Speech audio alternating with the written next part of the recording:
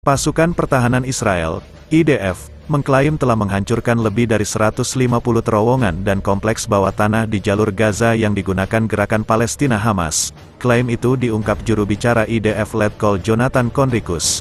Kami telah membongkar, sebagian besar telah melalui bahan peledak, lebih dari 150 terowongan dan kompleks. Hamas, ungkap Conricus dalam pengarahan pada Sabtu malam, tanggal 11 November tahun 2023. Struktur bawah tanah seperti itu adalah tulang punggung kemampuan tempur Hamas, karena gerakan tersebut menggunakannya untuk bersembunyi dan muncul secara tidak terduga.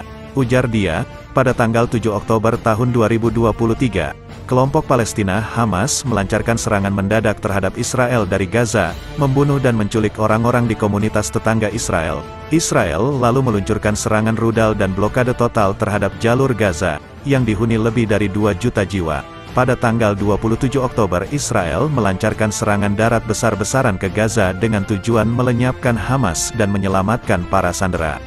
Sementara itu Perdana Menteri Israel Benyamin Netanyahu mengejek pemimpin Hamas Yahya Sinwar, menyebutnya seperti pemimpin Nazi Adolf Hitler yang bersembunyi di bunker sementara rakyatnya menderita. Sinwar tidak peduli dengan rakyatnya dan bertindak seperti Hitler kecil di dalam bunker, kata Netanyahu kepada wartawan di Tel Aviv. Rakyatnya, orang-orang Palestina di Gaza, tidak menarik baginya, lanjut Netanyahu, seperti dikutip Jerusalem Post. Senin, tanggal 6 November tahun 2023, dia berbicara sehari setelah Menteri Pertahanan Yoav Gallant berjanji bahwa IDF akan membunuh Sinwar selama kampanye daratnya di Gaza. Hamas, kelompok perlawanan Palestina yang berkuasa di Gaza, meluncurkan serangan besar tanggal 7 Oktober ke Israel Selatan.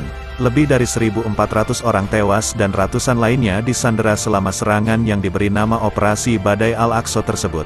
Serangan Hamas itu memicu Israel mendeklarasikan perang dengan nama sandi Operasi Pedang Besi, di mana Israel bersumpah untuk mengusir Hamas dari wilayah pesisir Palestina tersebut. Sementara itu, di tengah kekhawatiran akan terjadinya perang regional, media pemerintah Iran melaporkan bahwa pemimpin tertinggi Republik Islam Iran Ayatollah Ali Khamenei telah bertemu dengan pemimpin politik Hamas Ismail Haniyeh.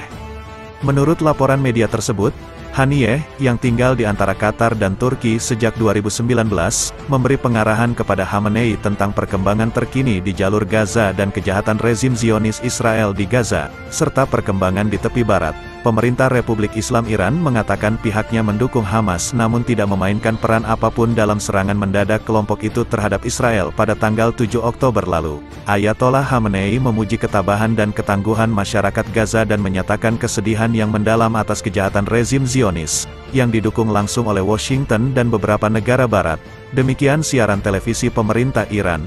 Tanpa merinci kapan pertemuan itu berlangsung, kantor berita Iran, Tasnim, mengatakan Khamenei menekankan kebijakan konsisten Teheran dalam mendukung kekuatan perlawanan Palestina melawan penjajah Zionis Israel.